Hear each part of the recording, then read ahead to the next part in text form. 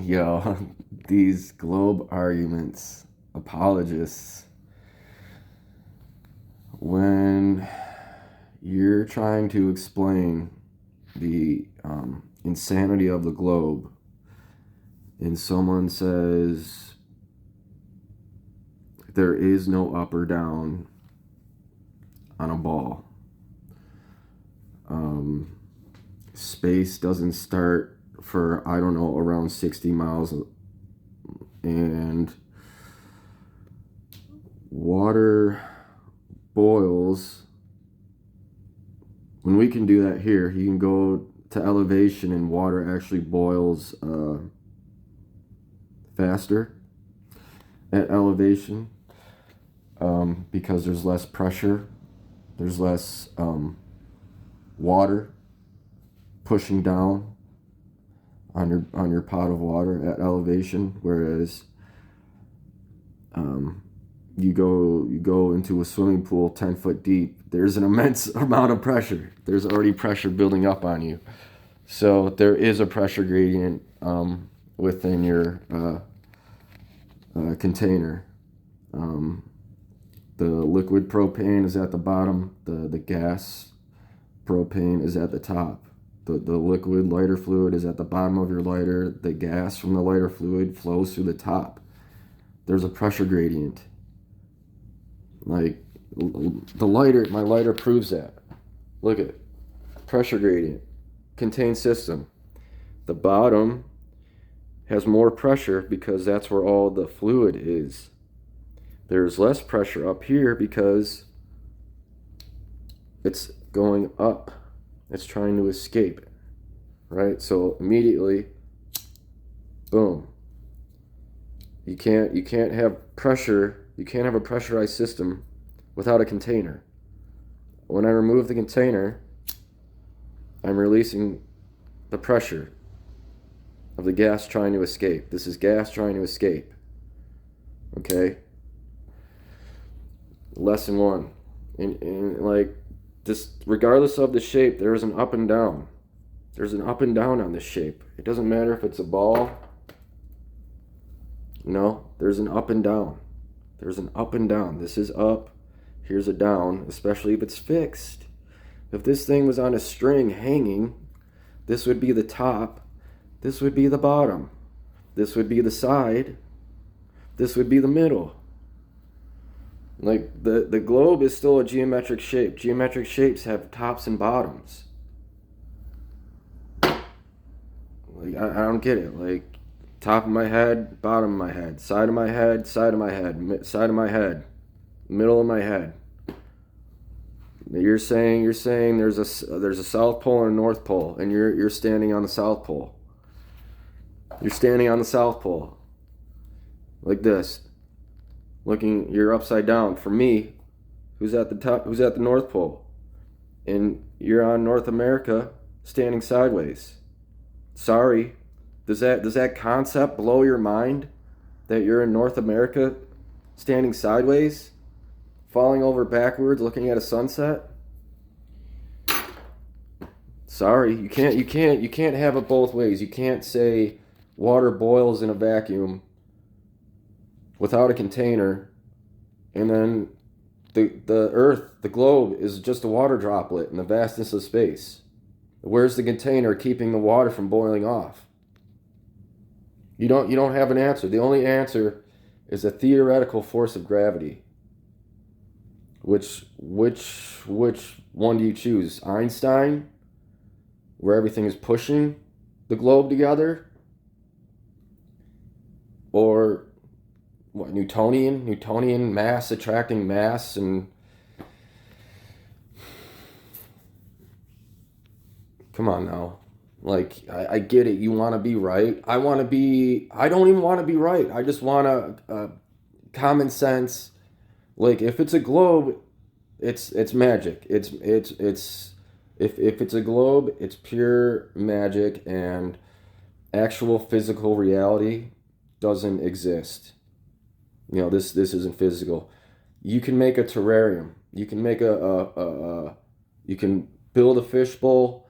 You can make a terrarium, put some dart frogs in there, just like the model we describe. It's like the easiest. It Things living in a container is like the most natural thing ever.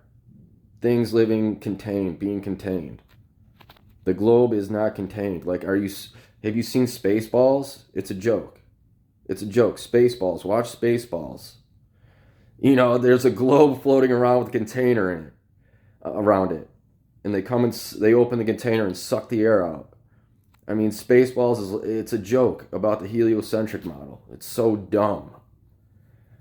Like, I'm not like it doesn't make any sense. Like, you this you're here. My little lighter is you, and my dumb head is the Earth, and you're down here, right?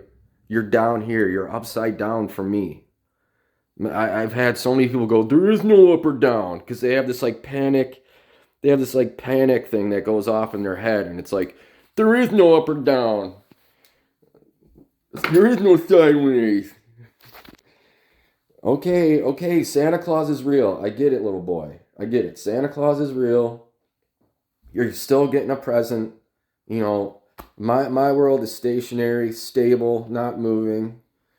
I don't know what it is. I don't know exactly what it is, but being on a globe, on the side of a globe, standing straight up and down, sideways spinning sideways on a globe, it's like something you have to like. It's fairy tale land. It's like you like game design. Hey, I made a game where you stick to globes and you can jump from globe to globe and like go from right side up to upside down, and you're moving but you don't appear to be moving, and you can have a non-physical barrier, keeping and make it feel like you're in an enclosed system. That's the thing with it's like, bro, you feel like you're in an enclosed system, but you're describing an open system that is the opposite of what we feel. And when people come to me and they go, well, you don't feel it in an airplane. There is no up or down. Space doesn't start for 60 miles. So, that's all little kid arguments. That's all like, Santa Claus magic. Like, think about it before you like have emotional reactions. Like, if it is a globe, like if we pan out and I'm waving and I'm twirling on the side of the globe, if I'm twirling, if I'm waving, like, hey, and then the homies down here in Australia, whoa, like, zoom out and like, start building some shit on the moon. Let's go with the space stuff. The space stuff is so lame these days. Like someone put a rocket, like they shot a rocket up in the sky and they caught it.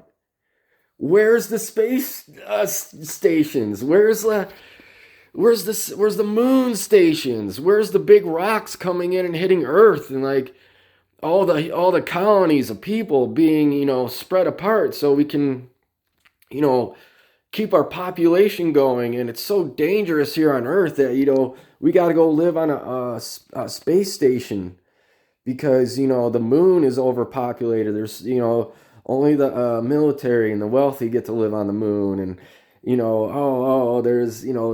it's been 60 years since our first shipment to Mars, and they got the Mars buildings, going up. They got the terraforming the Mars, and there's none of that. There's nothing other than like uh, heliocentric apologists who are very just like angry, like wicked sensed people. Like they come into these like angry commenters come into my videos, and they're called trolls because they have like a like angry, ugly, like troll under the bridge, like over like caffeinated and understimulated, and just like they have this ugly like no, you're wrong. Ugh. And it's like, bro,